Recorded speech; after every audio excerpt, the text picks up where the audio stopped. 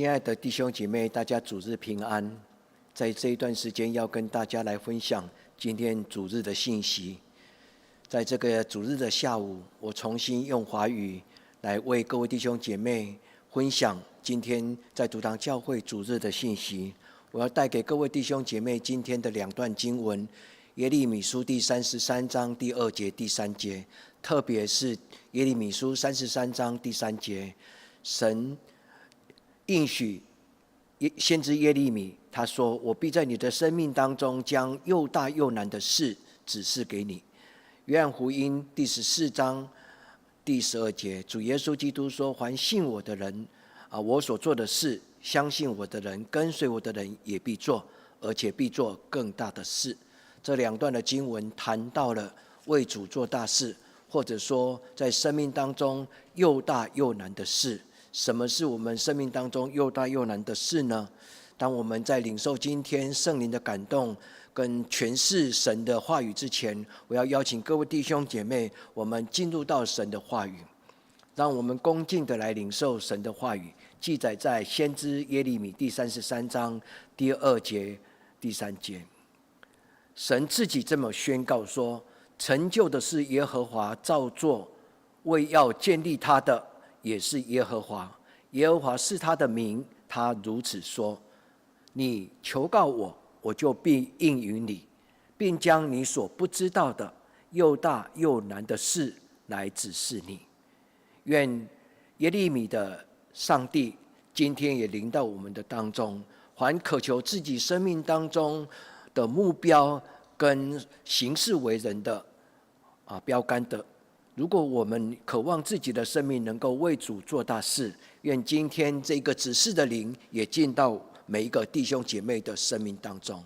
第二段的经文是记载在约翰福音第18章第8节一直到12节。约翰记载了一个故事，就是腓利对耶稣所讲的话。腓利对耶稣说：“求主将父显给我们看，我们就必知足了。”今天的教会有没有将神的荣耀指示给他的孩子看见呢？腓利的祷告就是众教会今天应该有的祷告。我们是否已经认识那一个彰显上帝荣耀的耶稣基督？我们是不是能够通过教会，世人是不是能够通过教会的存在而看见神的荣耀呢？愿今天的经文腓利的祷告也成为我们的祷告。耶稣对他说：“腓利，我与你们同在那么长久，你还不认识我吗？人看见了我，就看见了父。你怎么说将父显给我看呢？”第10节，我在父里面，父也在我里面，你们不相信吗？我对你们所说的话，不是凭自己所说的，乃是住在我里面的圣灵、圣父的灵，做他自己的事。你们当相信我，我在父的里面，父也在我的里面。即或你不相信，也当因为我所做的一切事来信任我、相信我。我实实在在的告诉你们，我所做的事情，凡相信的我的人也必做，并且要做比这更大的事，并且要做比这更大的事。今天这两段的经文就谈到了生命的美事跟生命的大事，是一件又难又大的一个奥秘。愿圣灵亲自将这一个奥秘向所有的弟兄姐妹彰显。那今天的金句来诠释今天的这一个经文又大又难的奥秘，又大又难的事，那就是神在人心中所运行的计划、感动跟大能。保罗说：“你们立志行事，都是神在你们的心里运行，都要成就他的美事。”愿保罗的灵，愿腓利的灵，愿耶利米的灵，今天就运行在我们主日的聚会当中，将神的心意跟神的道路来放在我们的心里面。愿我们通过今天先知所领受的信息，也能够带给我们主日的反省，能够为我们的生命来祷告。愿神带领我们做宣教的工作。这个礼拜参加了一次的会议，在会议当中大家讨论跟分享众教会为了台湾的青少年做了什么样的福音事工。因为我们邀请了一个讲员他就是得胜者协会现在的理事长，他谈到了得胜者在台湾的工作，非常的感动人。是的，在那个会议当中，我们看见有彩虹妈妈为的国民小学的学生所做的福音事工，我们也看到了得胜者为了国中年龄的孩子在校园里面做了得胜者，长期的来帮助孩子认识自己的情绪，建立品格。各位弟兄姐妹，今天的教会看见了青少年成长过程当中，有太多的孩子没有办法接触到福音，因为台湾的基督徒是算少数者所以唯有少数的主日学的学生能够在教会里面听到了福音。所以我们感慨说，有得胜者，有彩虹妈妈。接下去我们当中就有人提问说，那年龄层如果往下呢，在学龄前有什么样的福音事工能够为学龄前的孩子而做？那当下我们就心里面一直在想象，其实教会里面的主日学就是学龄前的最重要的生命跟品格的教育。我要借着今天这2段的经文，就是耶稣说你们必做更大的事，跟上帝耶和华给耶利米的他的应许说，如果你祷告，我就必将你所不知道的奥秘又大又难的事情指示给你。各位弟兄姐妹，众教会就是属灵的家，众教会就是孩子在学龄前能够学习到伟大的事、有价值的事情。所以学龄前的教育并不亚于他往后的所有每一个阶段的知识性的学习。反而我个人觉得，学龄前的教育影响力远远胜过于在整个学制体制里面的教育。因为在还没有受世俗的知识教育的影响之前，孩子如何在神的真理的里面，他的生命品格在学龄前就被触摸，神就将那又大又难的奥秘讲给我们的孩子听。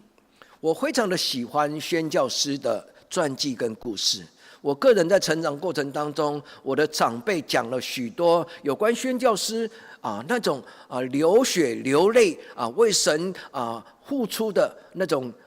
伟大的让人敬佩的精神。宣教师所做的足迹，触摸了许多世世代代的教会，兴起了一代又一代的宣教的勇士。为什么？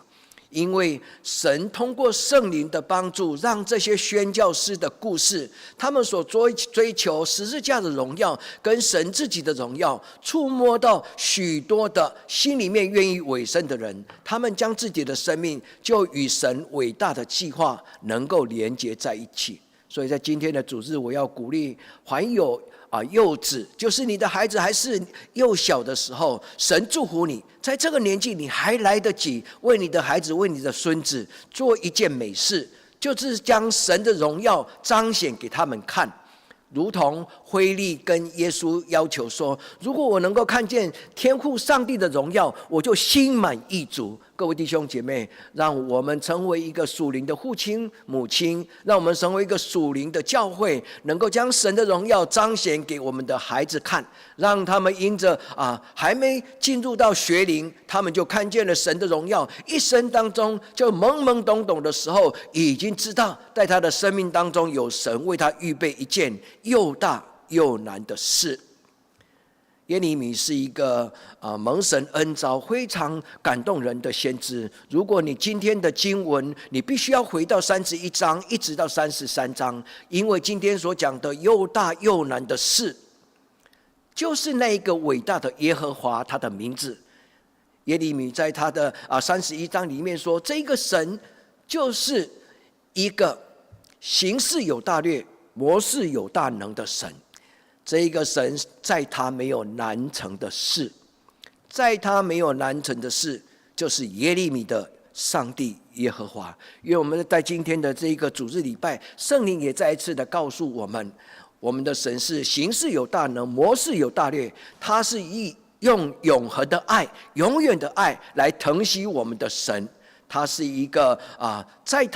他是一个没有难成的大事的人的神。愿我们在今天的礼拜，我们就跟神求说：行事有大能，谋事有大略，在你没有难成的事的耶和华，求你照你自己的应许，今天在此时此刻，将我一生当中所需要的又大又难的事情来告诉我。有一本非常鼓励人的一个绘本的故事，他谈到了这个绘本的名字叫做《花婆婆》。他谈到有一个小孩子，他有一个走遍了天涯海角生命非常精彩的爷爷。这个爷爷经常跟他谈到了他在一生当中的旅途，遇到了许多的不同的风情文化，看见了不同的奇景。所以讲这一个故事，就好像天方夜谭一样，那个讲不完的故事。这一个孩子经常在爷爷的故事当中陶醉，也做了一个决志，说有一天我要跟我的爷爷一样，长大以后我要走到天涯海角去看到许多不同的国家、不同的风景、不同的文化，那我就能够满足我的生命的眼界。然后有一天当我年老的时候，我会跟我的爷爷一样回到自己的故乡，我要在这个地方安养7年。爷爷就跟他说：还不够，这样子还不够。在这2件事情之外，你要去寻找你能够为这个世界做什么样的事情，让这个世界更美丽。这一句话一直在这一个小孩子的生命当中，直到他一生到年老的时候。他在年老的时候回到自己的故乡，是一个依山靠海的一个港口。他就在那一个地方自己的老宅，在那个地方回想说：爷爷，我已经答应过爷爷要做一件事情，让世界变得更美丽，但是我应该做什么呢？各位弟兄姐妹，这一句话不只是这一个花婆婆一生当中最后的一个精彩，也是我们生命当中的精彩。愿这个问题也成为我们生命当中最重要的。我们能够为上帝做什么样的事情，哪怕是又大又难，我们觉得我们不可能完成。又大又难的事，就是没有上帝的帮助，没有上帝的扶持，人就做不来。这也是耶利米的上帝，他创造了天地，他安排了日月星宿。这一个上帝是成就在人不能，所以耶利米说，在他没有难成的事。又大又难的事，就是在我不能，但是在这一个呼召我、指示我，将他的意向、将他的道路、将他的意念赐给我的天上的耶和华，还他的感动没有是虚空的，还他的感动没有偶然，必然成就。各位弟兄姐妹，让我们结合这2段的新旧约的经文，因为新旧约的经文贯穿了上帝在人类历史当中一贯的主题、一贯的作风、一贯的恩典，所以旧约的先知书也隐含着新约的福音的恩典。主耶和华呼召了耶利米，他说：我必指示你，你所不知道又大又难的事。这一句话是写在耶利米书33章。其实耶利米书的背景31章到33章，这个背景刚好是在以色列的一个非常低潮的一种痛苦的历史的经验。它是大概是在主前耶稣之前的第8世纪一直到第6世纪。这个世纪发生了2件重大的国家的伤痛，就是北国以色列的亡国，在701年，后来又有南犹大国的灭亡，巴比伦跟亚述的兴起，让以色列人受到了一个侵略，耶路撒冷被毁坏，而且国人就被俘虏到巴比伦去做奴隶。在这种痛苦的情境当中，神给耶利米一个盼望的信息。如果你愿意，你可以重新安静下来，再利用你自己灵修的时间读31节到33节。在这里面，你就看到了神再一次为了亡国的以色列人宣告了一个永远的约。这个约其实就是福音，也就是在绝望当中神带来的盼望。神在他的耶利米的心中兴起了一种应许，所以耶利米就给他记载在耶利米书第33章第10节跟11节。因为他看到了耶路撒冷城墙的荒废，人民的被俘虏到巴比伦，所以不再有街上不再有行人，也没有牲畜，而且城墙毁坏。不再有一种赞美做礼拜的赞美诗歌，但是神说，时间到，就必然再有恢复圣殿的礼拜。在33章第11节，圣礼的恢复，婚礼的恢复，人要重新有喜宴，人要重新有盼望，人要重新看见上帝的恩典。各位弟兄姐妹，耶利米就是在这种的情境当中听到神的应许，神说将要归回，我们的命运将要翻转，国家将要翻转耶路撒冷要重建。各位弟兄姐妹，我们的生命当中或许也有这种荒废跟拆毁，但是神在我们绝望当中，他也会跟我们讲一样，他给耶利米的应许。因为在人绝望当中，神差他的爱子基督来到这世界上，耶稣成为我们所熟悉的在十字架上的耶稣，他带给我们上帝的救恩。耶稣在十字架上完成了一件不可能的事情，那是又大又难的事情。所以耶稣知道这是他能力所不能及，但是他不敢推迟。他曾经在客西马尼园的祷告说，主啊，如果可以让这一个杯离开我，但是不是照我自己心中的想法，而是照你的计划跟你的意念。而且耶稣基督不是欣然的接受，但是他顺服，在十字架上他跟神说，我将我的灵魂交托给你，求你荣耀你的孩子，因为你的孩子已经荣耀了你。各位弟兄姐妹，教会的存在是为了荣耀神。当我们高举神、荣耀神，如同耶稣基督做一件又大又难的事情，当耶稣基督高举神，神就高举他。所以神听他的话语，神高举耶稣成为万世的荣耀的记号。让我们在今天聆听耶稣基督所留给我们的话语。他说，我所做的事情，凡相信我的人也必要做，也要做。各位弟兄姐妹，我们是耶稣基督的门徒，我们蒙其恩，我们能不能如同保罗说，耶稣为我死在十字架上，我愿意为耶稣基督而活。不是将来，而是此时此刻改变，从今天开始。因为现在活着的我，不再是我，乃是耶稣基督在我里面活。现在在活的教会，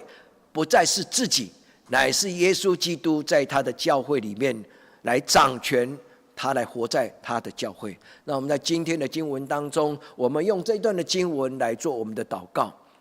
让我们聆听耶稣所讲的话。我实实在在的告诉你，我所做的事情，我的门徒，我的教会，还我的名所设立的教会，也必要做这事，必要做这更大的事。让我们欣然的跟神说，主啊，我虽然不了解你要将什么样的使命交给我，但是我愿意等候，我恭敬的聆听，请你将你的事情跟计划来指教我。在今天这一段的经文，我要跟大家来谈到青少年的宣教。我特别感受到神兴起了众教会一起合作，在台湾做了得胜者有一半的国中曾经有教会在里面参与得胜者的工作，是全台湾多数的青少年在国中的时候能够听到的一个品格教育的课程，能够听到情绪管理的这些福音信息。我个人觉得，如果能够早几年，能够更早的有这种福音的事工，就是在一个学龄前，教会能够敞开门，让你的街坊邻居的幼儿小孩子，能够在教会里面参加的，不只是课后辅导，而是一种让孩子成长的品格教育生命教育的这种活动，让孩子在教会游戏，在游戏当中长大。也听到了伟大的故事，有价值的故事，合乎人存在的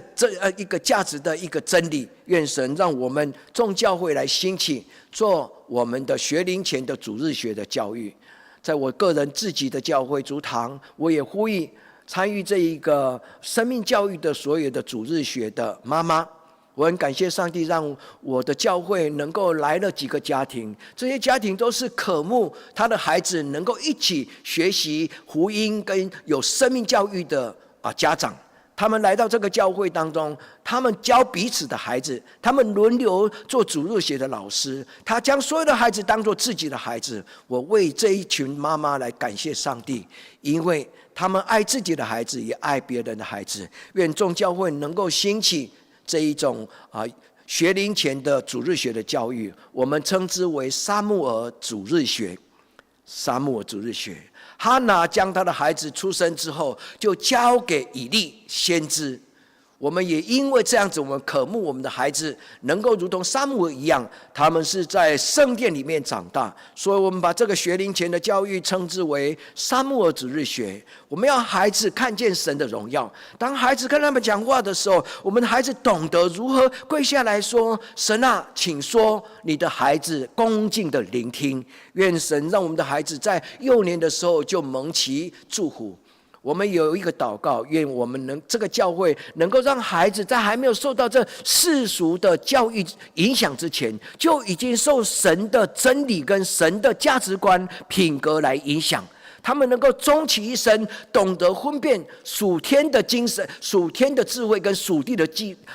智慧到底有什么样一样，有什么不一样。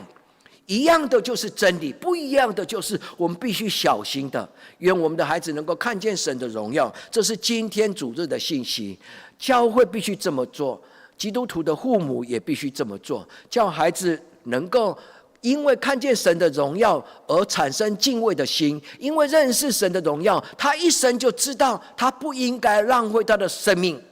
因为生命不是最好的，我们就不要我们的孩子去追求。我们鼓励孩子要追求卓越，追求最好的。我们不是鼓励我们的孩子追求成功的神学，而是追求能够像我们的主耶稣那么的荣耀良善美丽。各位弟兄姐妹，让我们在今天的礼拜，我们来做一个共同的祷告，说：主啊，求你兴起众教会，让所有的基督徒跟教会是用生命来影响生命。我们将神所赐给人最美丽的生命，就是上帝自己。人创造人类以后，照着圣经的教导说，在我的里面有一种看不见的存在，叫做灵。上帝天父将他的灵气，将他的气息就吹入到人的里面，从此以后人就成为有了灵气的活人。各位弟兄姐妹，用生命影响生命。我们的上帝是用他的灵来创造我们的存在，我们更应该恭敬的珍惜神所赐给我们的圣灵，用圣灵来影响我们的孩子。让我们在今天的礼拜当中，我们做一个决志，说：主啊，我的家族的生命从我开始。当我被翻转，我要翻转我的孩子。主啊，我们的教会的改变从我开始。每一个基督徒进到教会都被改变，都被翻转，没有一个人例外。我们不是一个自始至终不愿意受改变的那种心里面刚硬的那种人，不是。我们在神的面前，我们的心是柔软的，我们对救恩是柔软的，我们对神的真理跟良善的信息是柔软的，我们对罪是坚持的抗拒，对邪恶跟黑暗的势力，我们坚持的跟他划清界限。命运的改变从今天开始，愿你的家庭是一个新的家庭，愿你的生命是一个新的生命。我们都这么说，今天活着的家庭不再是自己，乃是耶稣基督在我的家庭。耶稣是我一家之主，耶稣在我的家庭掌权。现在活着的不再是我，乃是耶稣基督在我里面活。各位弟兄姐妹，今天的经文非常的可贵跟珍惜，愿我们不害怕，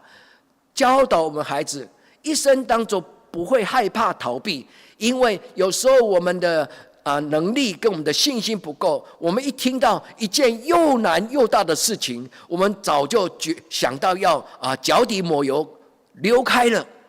许多时候，我们逃避那种又大又难的事情，我们觉得我们做不来，我们觉得那好辛苦。各位弟兄姐妹，我要鼓励我们的孩子，教导我们的孩子，不要害怕那困难的事情。越是难成的事情越珍贵，越是难成的事情越要我们用一生一辈子努力去求。各位弟兄姐妹，愿今天的经文，神的圣灵不但是指教你，神也将他呢，在我们不能，在神凡事都能，是来自于天上的大能来帮助我们。这个灵就进到你的生命当中，就成为你的生命的后盾，成为你生命的大能。愿耶利米的神耶和华与你同在。因为今天的经文是约利米在他的一生当中很大的困境，他第二次被抓到监牢，抓到皇宫的监牢。今天耶利米第33章第1节说，耶利米第二次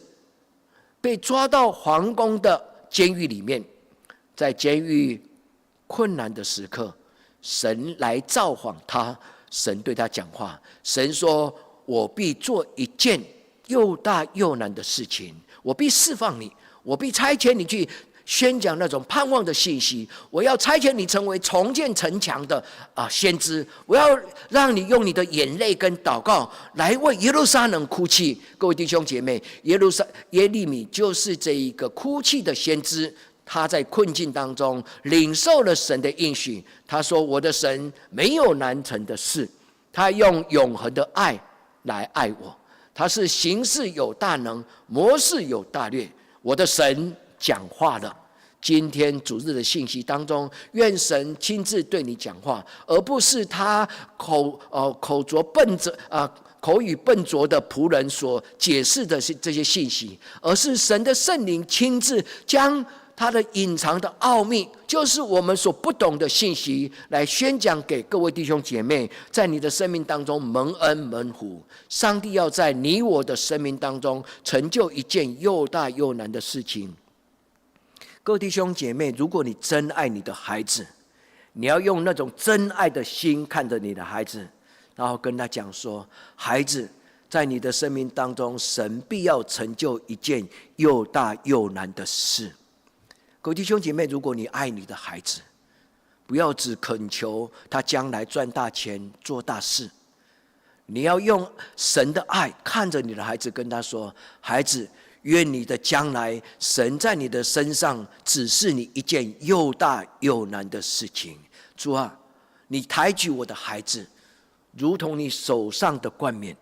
手上的华冠。主啊，我将我的孩子交在你的手上。我们是如何的平凡无知跟软弱，但是神，如果你要使用我们，你是创造的主，在你没有难成的事。愿今天的经文能够成为一个应许，我们再一次用领受跟阿们的心来聆听这一段的经文。耶和华的灵对耶利米说：你求告我，我就必应允。各位弟兄姐妹，要常常祷告，得时不得时，在困境在顺境都经常祷告，常常祷告，凡事相信，凡事盼望。神说：你求，我就必成就，因为成就在于我，我是创造天地的神。我必将你所不知道的奥秘，是又大又难的事情，指示你，也指示你的孩子。愿今天的信息进到我们的生命当中，在史籍的耶路撒冷城，在2700年前的耶路撒冷，就如同今天的加萨走廊，战争毁灭了整个加萨走廊成为一个废墟，多少人的生命被剥夺。各位弟兄姐妹，2700年前的耶路撒冷城也是如此。各位弟兄姐妹，愿神的怜悯降临到这一块土地，也降临在今天的加萨走廊当中。愿那一个让绝望当中有盼望的耶和华，也对今天所有死伤的家庭，不论是犹太人或者巴勒斯坦人，不论他心中的信仰是什么，愿所有在伤痛死亡当中的人都得到了福音跟拯救的信息。让我们在神的面前能够宣告那个死亡离开那一块土地，耶利米书33章第10节说：“耶和华如此说：你们论及这一个迦萨走廊，你们论及这个耶路撒冷荒废的城城就是被巴比伦所毁坏的圣殿耶路撒冷，是荒废不再有人民居住的地方。在犹大城邑跟耶路撒冷的城街上，不再有行人。但是神说：你们必再听见有欢喜跟快乐的声音。各位弟兄姐妹，必再听见有人在圣殿里面赞美神，说哈利路亚，哈利路亚！因为耶和华是本为善，他的慈爱永远存在。必将有婚宴，必再重新有礼拜，恢复圣殿的盛世。各位弟兄姐妹，上帝的教堂没有那种没落的。如果今天有一些教堂，他们在苦苦的流泪说：神啊，难道这个教会连你也不要了吗？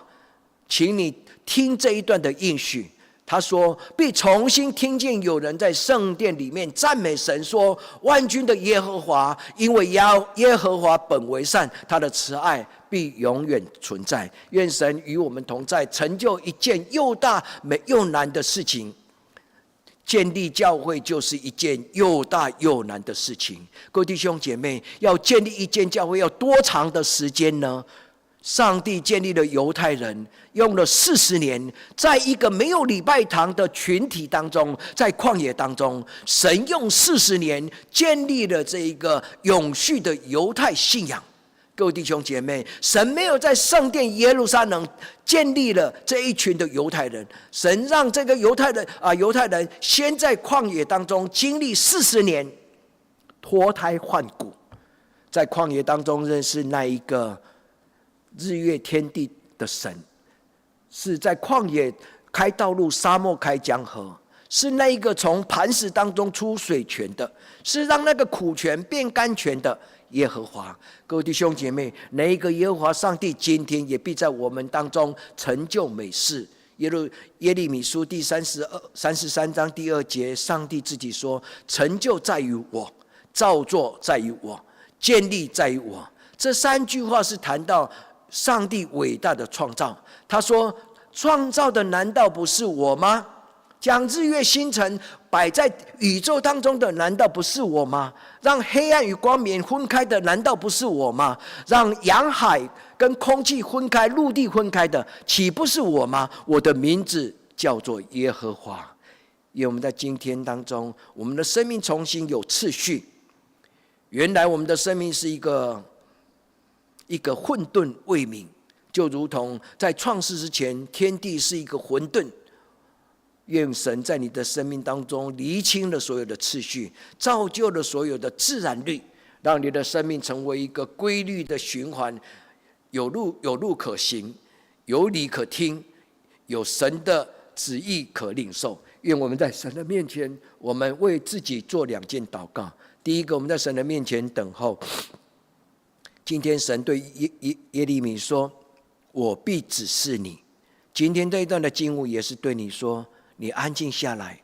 因为如果你不安静，你就听不到我的声音。各位弟兄姐妹，我们经常在嘈杂当中急急忙忙的跟神呼求、哭泣，不愿意将我们的哭泣的声音熄灭，抗议的声音停下来，安静自己来聆听神的安慰跟指示。我的生命当中，神有什么样美丽的计划呢？那我们在神的面前跟神说，我的一生是在于你的手上。这是上个礼拜我跟大家分享的主日的信息。我们的生命都在乎神，我的一生是在乎那一个成就的神。让我们将我们的生命在神的面前再一次摆上，我们在神的面前来追求有价值的事情。如果我们足够安静，我们用一个严肃的眼光来看周围的人，其实周围的人在追求的生命，有时候其实是次要的。耶稣岂不是在2000年前就教导我们说，你不要担心要吃什么、穿什么、喝什么，对吗？耶稣说那是外邦人的祷告，你们不要为这些事情来担心跟忧虑。不要担心要穿什么、吃什么、住什么、开什么样的车子，因为那是次要的。你们当求神的国跟神的义。各位弟兄姐妹，在我们的生命当中，有一种事情比吃喝玩乐更重要、更伟大的事情。愿我们在我们的一生当中，是一种这么严肃来面对神所给我们的，用严肃的态度来聆听神的话语，却用一种温柔的心来享受神在我们生命当中所安排那种充满了恩慈跟慈爱。因为神说，我必用永远的爱来爱你。在耶利米书31章第3节，耶利米书31章第3节，神对耶路撒冷的女儿说，我必用永远的爱来疼惜你，来爱你。愿神的爱满足我们这么严肃的追求，让我们的生命因着爱的满足，我们就有一种非常的轻松、浪漫的、温柔的。我们就如同一个神学家说到耶利米书33章的时候，他用了一个主题，他说翩翩起舞，再一次的跳起了结婚典礼的结婚典礼的喜宴的那种喜宴的舞蹈，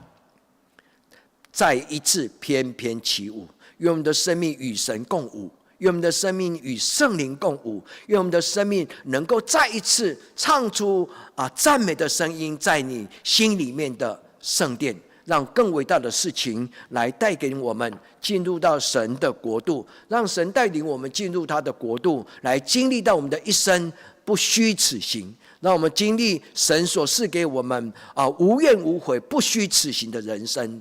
这是神保罗的话语记载在哥林多前书第2章11节。他说，除了在人里面的灵的帮助，除了在人里面的灵，没有人知道人的生命到底是怎么样一回事。如果不是圣灵的帮助，人并没有办法了解自己的人生是怎么一回事。我不晓得各位弟兄姐妹，你对你人生的这一回事满意吗？如果你觉得满意，你赞美神，感谢神；如果你不满意，你可以跟神说，神来求你的灵进到我的生命当中，让我明白我一生当行何事为美。第二个，若不是神的灵，就没有人能够了解上帝的事情。上帝有创造的奥秘，自从创世以来，一切隐藏的奥秘，这些恩典指向单纯、谦卑、温柔，好像干净的心，如同小孩子。所以保罗说，神将这个奥秘向智慧、自以为是的人隐藏，却向小孩子来彰显。愿我们在今天的礼拜，神的灵进到我们的里面，我们拥有圣灵的帮助，开了我们的属灵的眼睛，我们就知道我的一生当行何事为美，我就知道我的一生是怎么样一回事。从此以后，我就无怨无悔。在我生命结束的时候，我会跟神说，神啊，赞美你，感谢你，我一生不虚此行。一生神赐给你一个有价值的生命，神赐给你一条路，是让你能够矜持夸耀的。摩西的祷告被大卫记载他的诗篇90篇，摩西的祷告被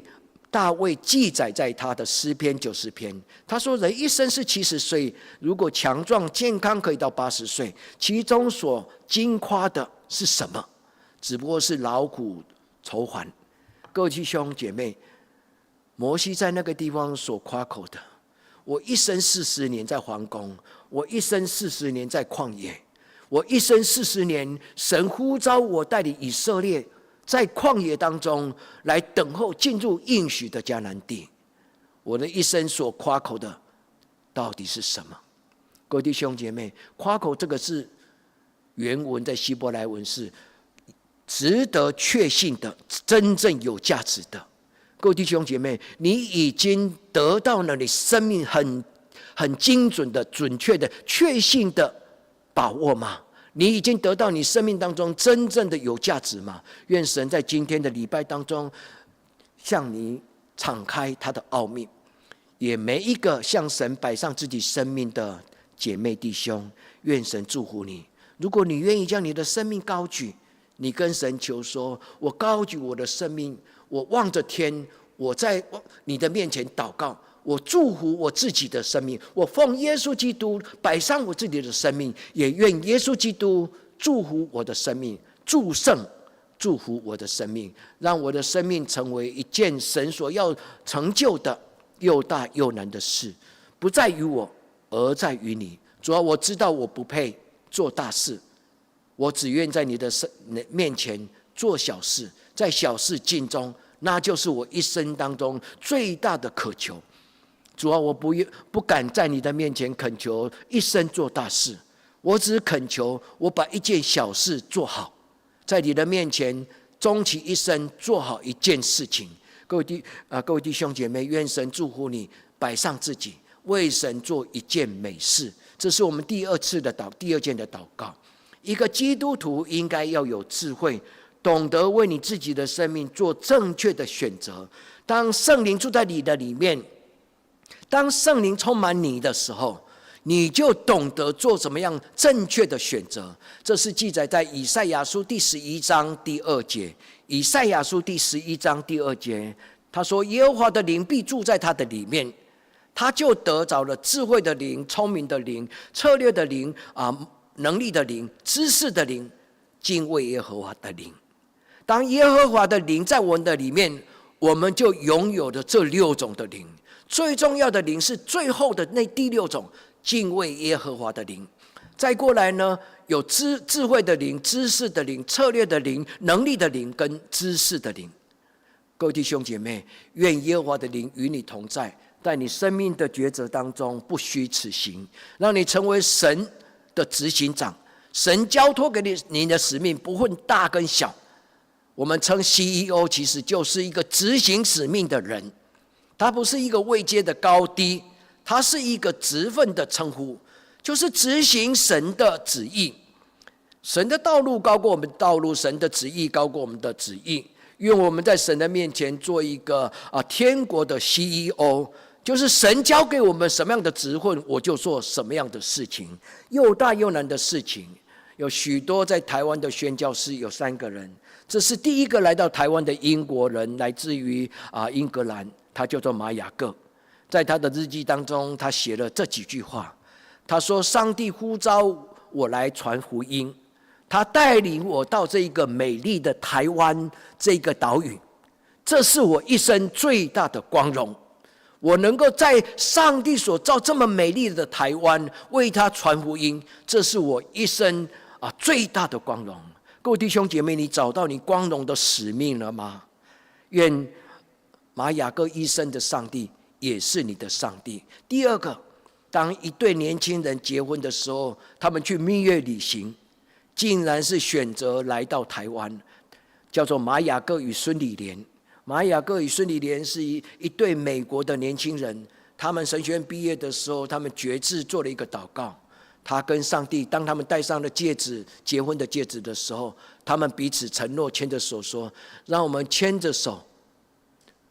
前往那一个需要我们的地方，仅此一生，让我们到最需要我们的地方。这一句话就成为台湾的芥菜总会最大的、最美丽的一个 slogan， 也是他的企业，这是组织的精神。进入到每一个需要神福音的地方。各位弟兄姐妹，愿神呼召你，为他做一件小事，不是做大事，为他做一件难事。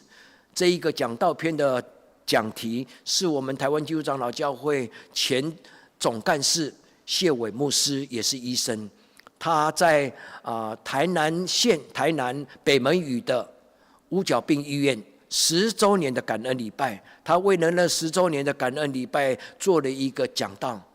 他说：让我们一起为耶稣做愚笨愚拙的人，用台语来讲，为耶稣做工人。今天的教会有多少这种人？其实很少。各位弟兄姐妹，今天的教会在台湾，听说统计已经有到6%、7%。但是在全台湾人口6%、7%的这些人口当中，有多少人真的愿意如同谢文牧师说：主耶稣基督，你为我而死，我愿为你而活。各位弟兄姐妹，我们都不配求大事，但是神愿意将一件又大又难的事，今天赐给我们，指示我们，让我们的生命因着他的计划而得着了荣耀跟伟大。我们同心祷告。创造人生命宇宙的神耶和华，你的孩子在你的面前聆听你的话语。你是昔在、今在、永在的神。你说，如果我们祷告，你就必将我们所不懂的事情指示给我们，是一件又大又难的事情。主耶稣基督，我听到你的差遣，你说凡你所做的，你的孩子、你的门徒也必须接着去做。主耶稣，我们愿意，愿你的灵帮助我们完成你的所交托给我们的使命，让你的教会成为你的恩典的记号。如此祷告，奉耶稣基督的名求，阿们。